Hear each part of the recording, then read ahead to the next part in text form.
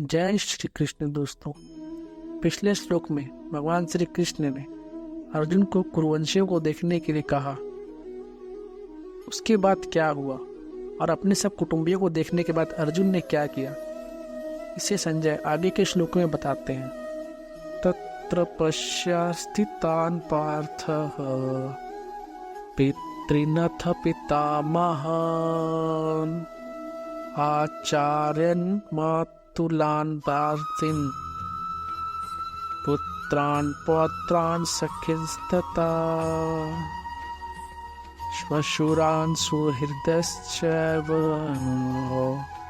सेनयोरुभयोरपि। अर्थात उसके बाद पृथानंदन अर्जुन ने उन दोनों ही सेनाओं में स्थित पिताओं को, पितामहों को, आचार्यों को, मामाओं को, भाइयों को, पुत्रों को, पौत्रों को तथा मित्रों को, ससुरों को और सुहृदों को भी देखा। तान् समीक्ष्य स कौन्तेय सर्वान् बन्धून् वसिष्ठितान् कृपया पर्याविष्टो विषिदन्निदमब्रवीत्। अपनी अपनी जगह स्थित उन सब बांधवों को देखकर वे कुंती नंदन अर्जुन अत्यंत कायरता से युक्त होकर विषाद करते हुए ऐसा बोले। अब हम इन श्लोकों के अर्थ पर आते हैं। भगवान ने अर्जुन से कहा कि इस रणभूमि में इकट्ठे हुए कुरुवंशियों को तो देख।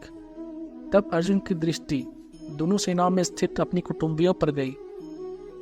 उन्होंने देखा कि उन सेनाओं में युद्ध के लिए अपने अपने स्थान पर भूरिश्रवा आदि पिता के बड़े भाई खड़े हैं, जो कि मेरे लिए पिता के समान हैं। भीष्म, सोमदत्त आदि पितामह खड़े हैं। द्रोण, कृप आदि आचार्य खड़े हैं। पुरुजित, कुंती बोझ, शल्य, शकुनी आदि मामा खड़े हैं। भीम, दुर्योधन आदि भाई खड़े हैं। अभिमन्यु, घटोत्कच, दुर्योधन का पुत्र लक्ष्मण आदि और मेरे भाइयों के पुत्र खड़े हैं। लक्ष्मण आदि के पुत्र खड़े हैं, जो कि मेरे पौत्र हैं। दुर्योधन के अश्वत्थामा आदि मित्र खड़े हैं और ऐसे ही अपने पक्षी मित्र भी खड़े हैं। द्रुपद, शैब्य आदि ससुर खड़े हैं। बिना किसी हेतु के अपने अपने पक्ष का हित चाहने वाले सात्विकी, कृतवर्मा आदि सूर्यधर भी खड़े हैं। उनके अतिरिक्त अर्जुन ने बाहिक आदि प्रतिपितामह, दृष्टद्युम्न, शिखंडी, सुरथ आदि साले, चैद्रथ आदि बहनोई तथा अन्य कई संबंधियों को भी दोनों सेनाओं में स्थित देखा।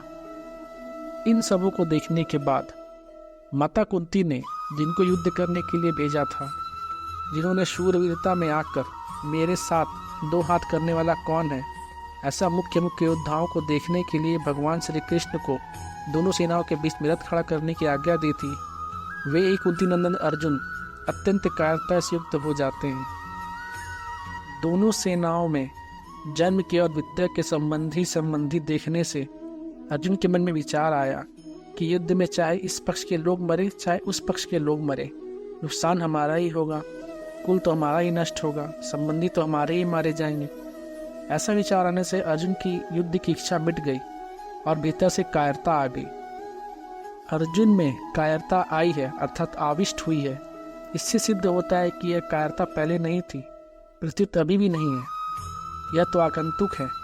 आगंतुक होने से यह ठहरेगी नहीं, परंतु शूरवीरता अर्जुन में स्वाभाविक है, अतः वह तो रहेगी ही। अत्यंत कायरता क्या है? बिना किसी कारण निंदा, तिरस्कार, अपमान करने वाले, दुख देने वाले, वैर भाव रखने वाले, नाश करने की चेष्टा करने वाले दुर्योधन, दुशासन, शकुनी आदि को अपने सामने युद्ध करने के लिए खड़ा देखकर भी उनको मारने का विचार ना होना, उनका नाश करने का उद्योग न करना, यह अत्यंत कायरता रूप दोष है। यहाँ अर्जुन को कायरता रूप दोष ने ऐसा घेर लिया है कि अर्जुन आदि का अनिष्ट चाहने वाले और समय समय पर अनिष्ट करने का उद्योग करने वाले उन अधर्मियों, पापियों पर भी अर्जुन को करुणा आ रही है और वे क्षत्रिय के कर्तव्य से, अपने धर्म से विमुख हो रहे हैं। युद्ध के परिणाम में कुटुंब की, कुल की, देश की क्या दशा होगी, इसको लेकर अर्जुन बहुत दुखी हो रहे हैं। और उस अवस्था में ये वचन बोलते हैं जिसका वर्णन हम आगे के श्लोक में करेंगे। जय श्री कृष्ण।